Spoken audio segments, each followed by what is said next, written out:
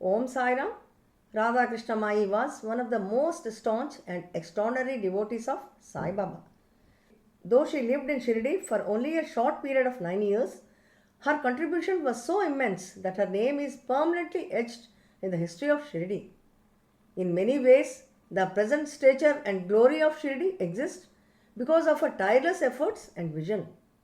Radha Krishna Mai came to Shirdi from Pandharpur, where she was a devoted worshipper of Lord Vittal.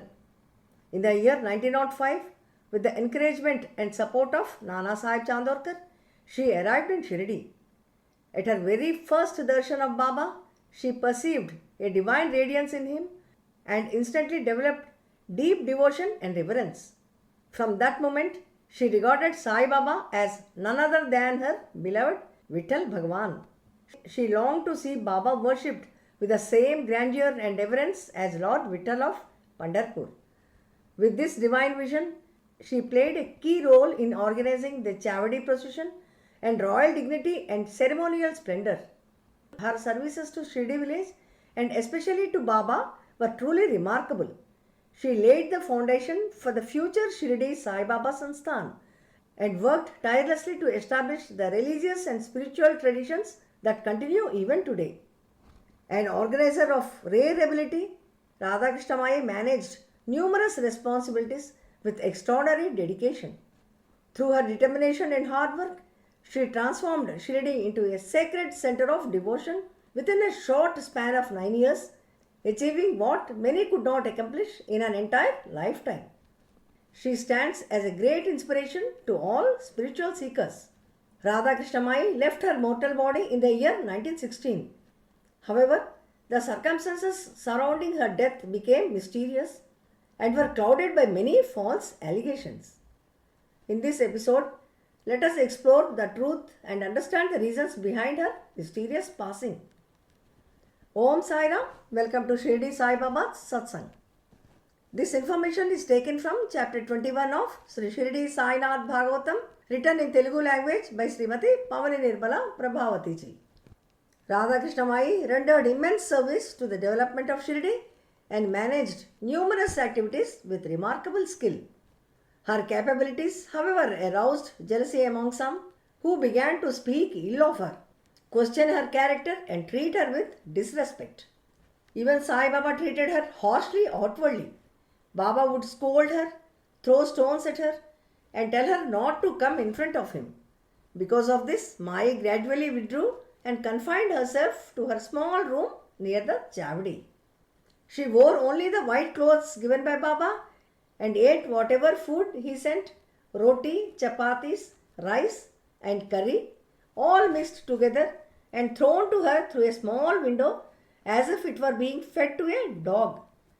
Yet Mai accepted it with deep reverence as Baba's prasad and consumed it with unwavering devotion. With the commencement of the Booty Wada construction, her hardships intensified. Baba suddenly stopped sending her food.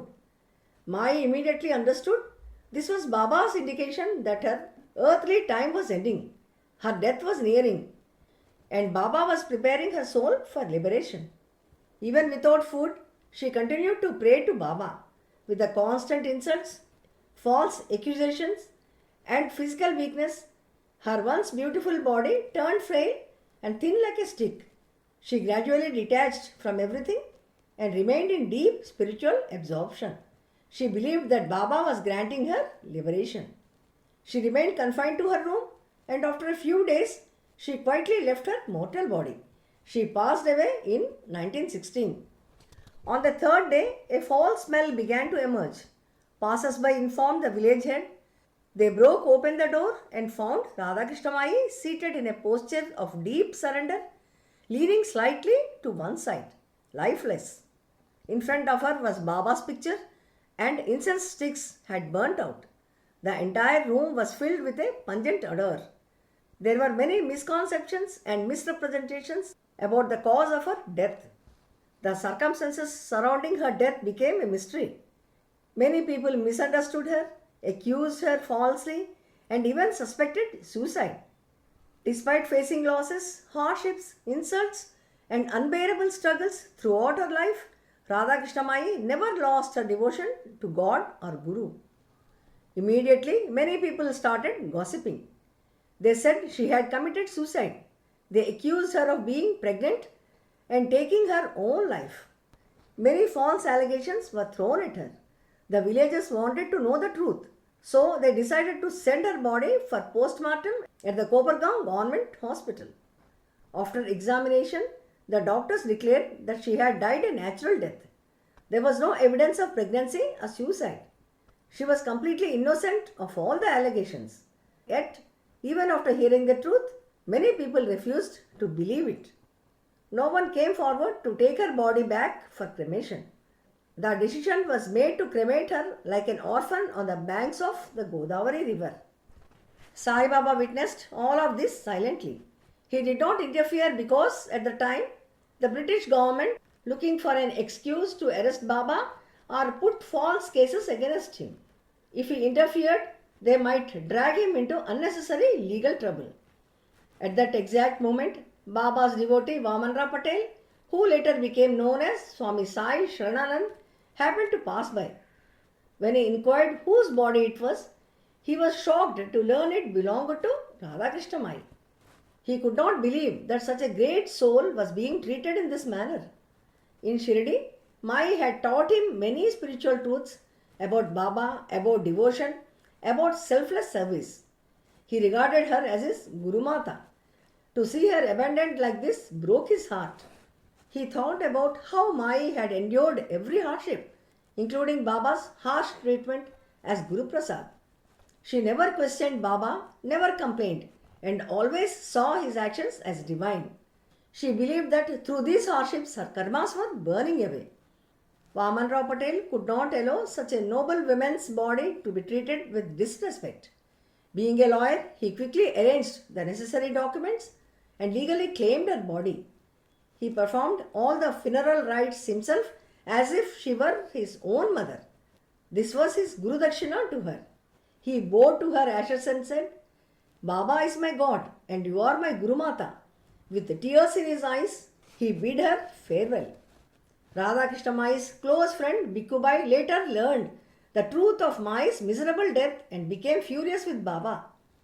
She blamed Baba for the harsh treatment Mai had received. One day, when she went to offer a flower garland to Baba, it broke into 3 pieces before she could place it on him. Baba said, You brought this garland with doubt in your heart. That is why it broke. Do not feel bad about Mai's life or her death. You do not know what kind of elevated life she lived. Only Mai and I know her greatness.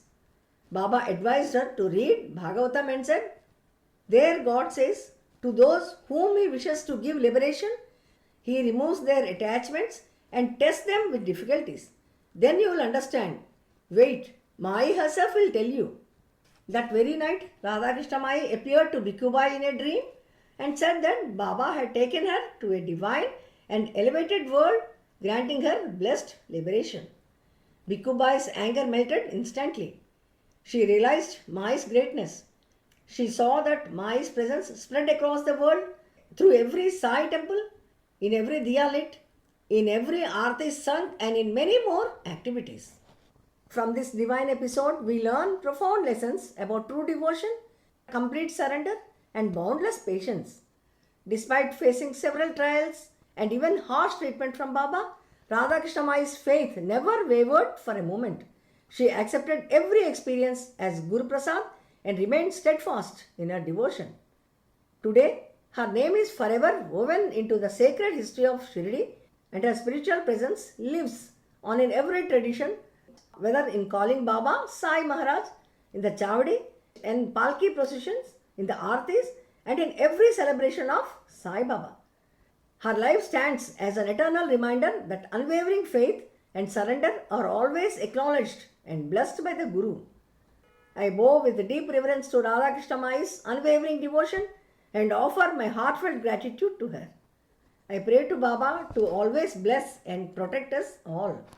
May we constantly remember and chant Baba's holy name and be graced with his divine blessings. We'll meet again in the next episode with another wonderful blessing of Sai Baba. Om Sai Ram.